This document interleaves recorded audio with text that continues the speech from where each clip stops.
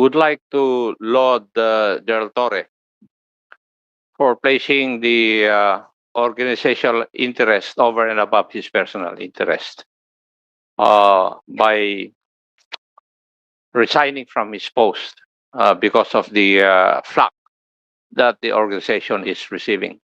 So, according to the chairman, it's good. But please allow me, Mr. Chair, to ask some questions. May I know whether Mr. Gonzales is a retired PNP personnel or a dismissed PNP personnel?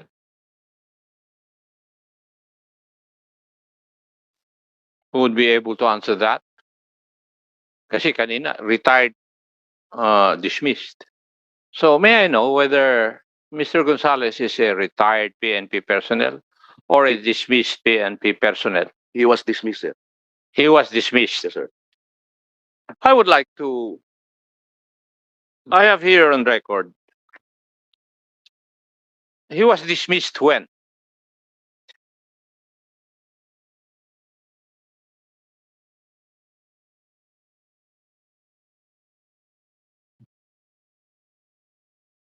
(2016) or what?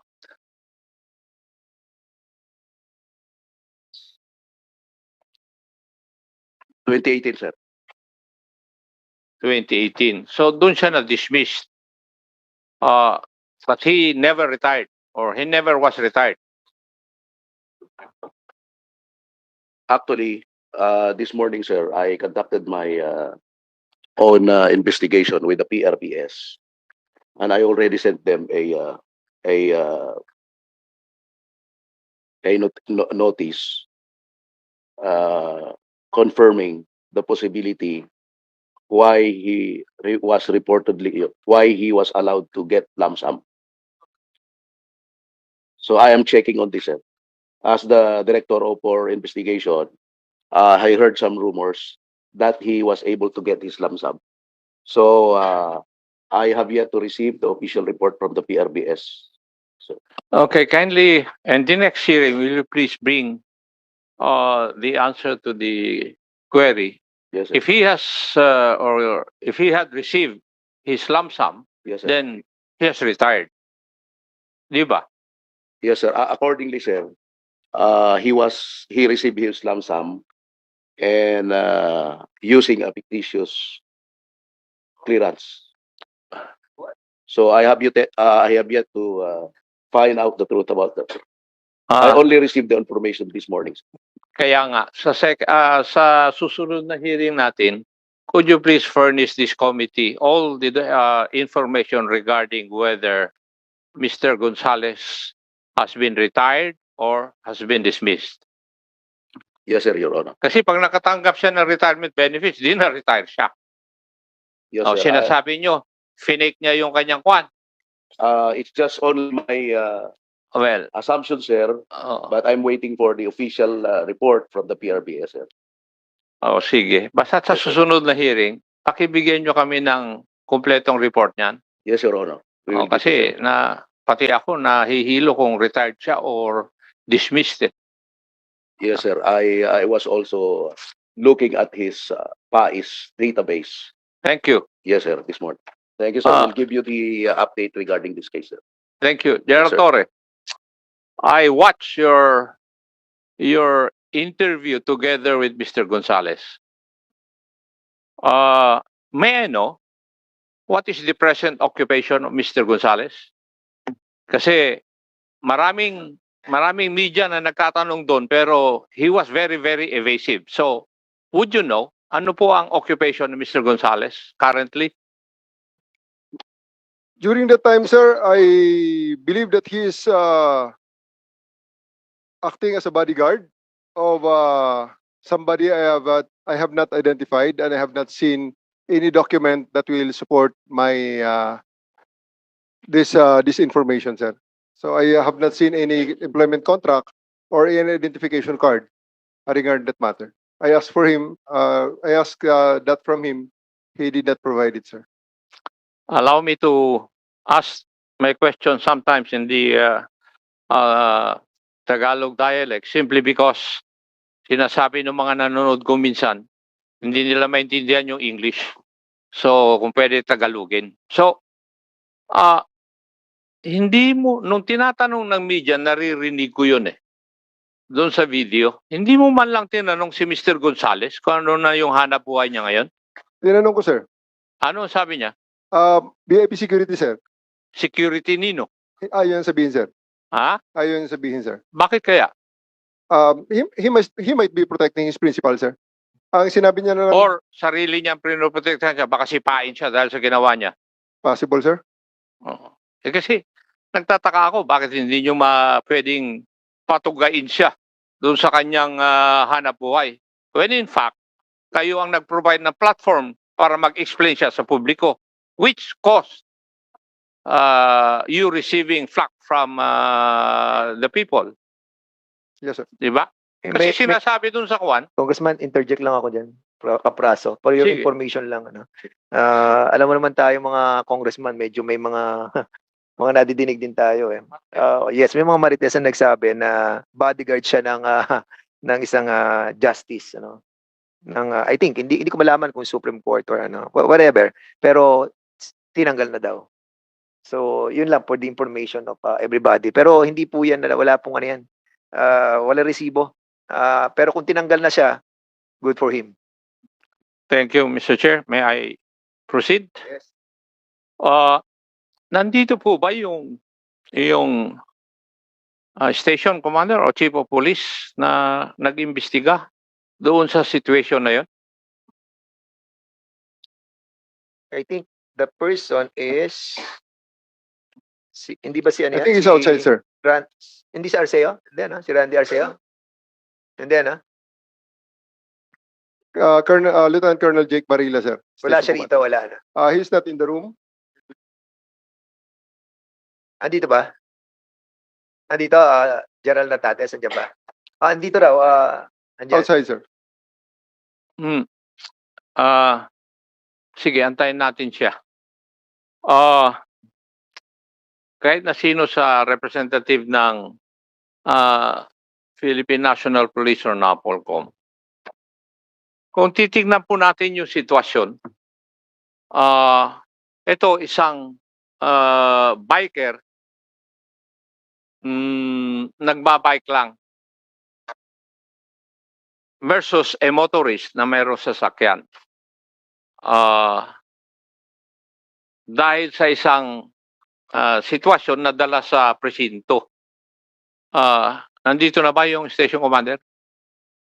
Yeah. And may I know your name, please? Police Lieutenant Colonel Jake Barilla po, sir. Thank you. Sino po ang nagdala kay Mr. Gonzales o kay Alan Panjola sa istasyon po ninyo?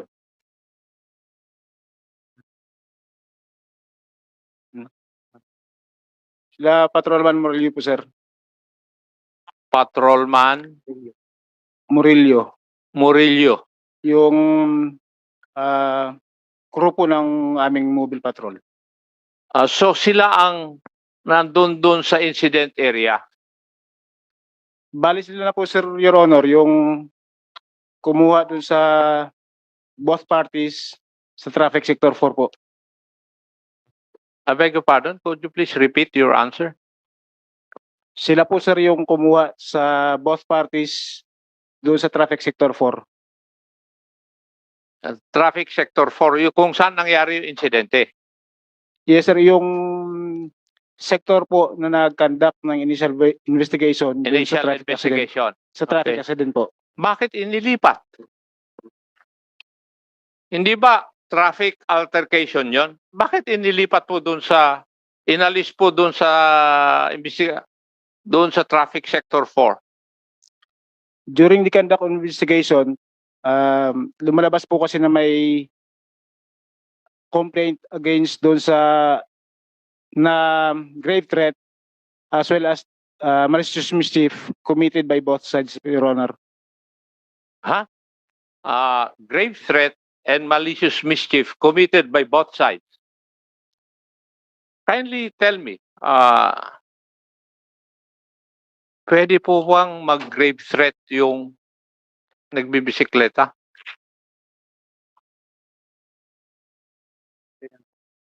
At walang armas? On the part of Hindi. Sagutin mo muna ako, pwede bang mag-grave? Sabihin mo kung po pwede. I will take your answer. cyclist, Your Honor, Yes. wala, Pwede ba siyang mag-commit ng grave threat? Kasi sinabi mo, both parties eh. wala po, Your Honor. Bali yung grave threat po, doon sa side nung cyclist against kay Mr. Gonzales. Ah, Tapos yung malicious mischief naman is complaint ni Mr. Gonzales against doon sa cyclist. so, when the case was turned over to your station, alam na kung sino ang may diferensya doon sa traffic altercation. Yes, Your Honor. Sino po ang may diferensya? Kung alam na ninyo before na turn over dyan sa inyong stasyon. Based dun sa statement na binigay nung cyclist, inanim po niya sa statement niya na tinapik niya yung kotse nung Mr. Gonzales. Masama po ba yun? Or did the cyclist commit any violation of law when he did that? Lumalabas to kasi, Your Honor, na Teka, huwag kang kuhan. Sagutin mo muna ako bago ka mag-explain. Did the biker or the cyclist commit any violation of law nung tinapik niya yung sasakyan ni Mr. Ano to? Gonzales. Gonzales? Yes, Your Honor. Ha? Yes. Na he committed a crime?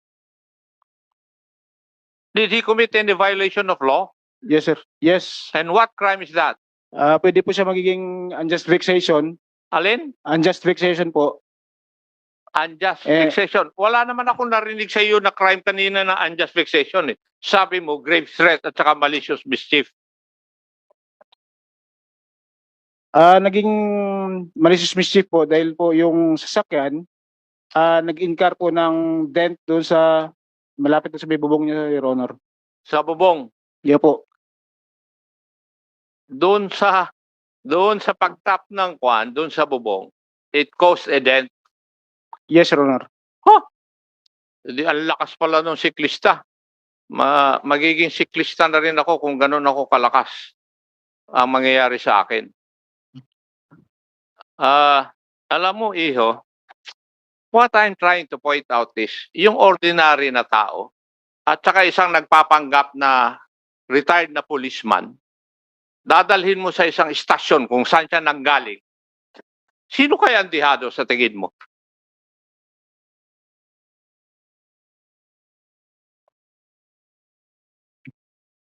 Yun ang gusto ko ipakita sa inyo eh. Na isang tao, sinasabi na retired policeman siya, or whatever dismissed policeman, at galing sa inyong organisasyon, dinala sa isang istasyon na may kakilala sa mga istasyon na yan, kayo na rin nagsabi nun, ano kaya ang mangyayari? Tingin mo? In the ordinary course of things, Iho, dihadong-dihado yung biker.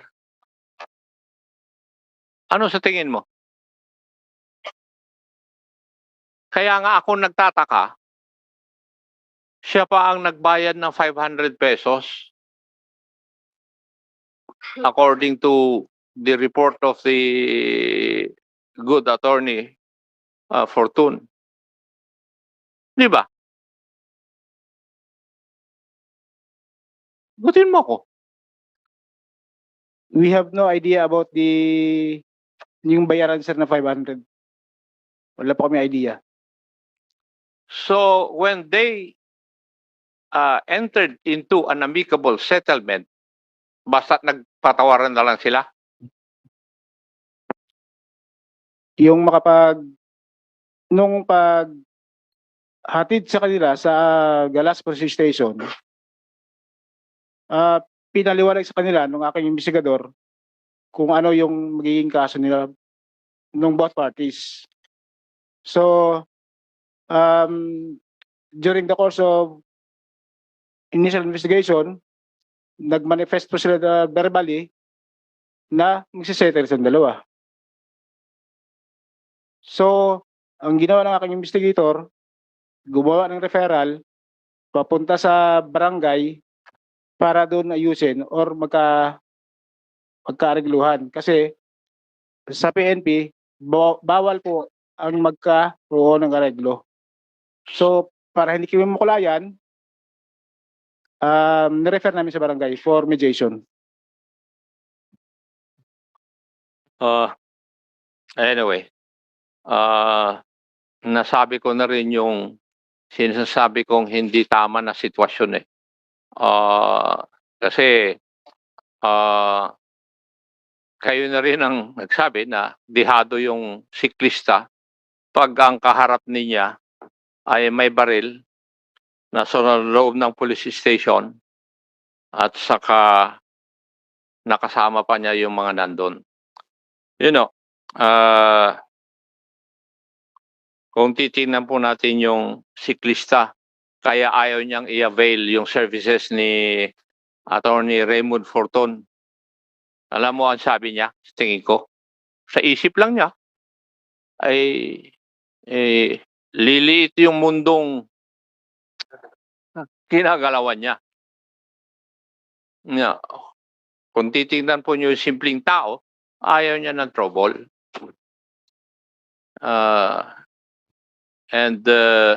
Hindi ba dapat kayo na naka-uniforme ang titingnan po ninyo kung sino po ang nasa tama. At sa tingin ko, mukhang nasa tama yung siklista eh. May I, sir? We have our CCTV in our office and makikita po natin doon na hindi under duress yung siklista at hindi po siya pinilit na makipag-ayos doon kay Mr. Gonzales. Wala naman akong sinasabing ganun eh. Di ba? May sinabi ba akong pinersa niyo siya? Wala naman ah. Did I?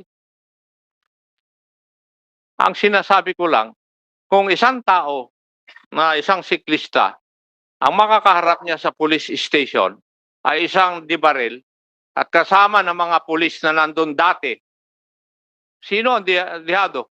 Yun lang naman sinasabi ko eh. Hindi ko naman sinabing pinersa ninyo. Please do not put words into my mouth.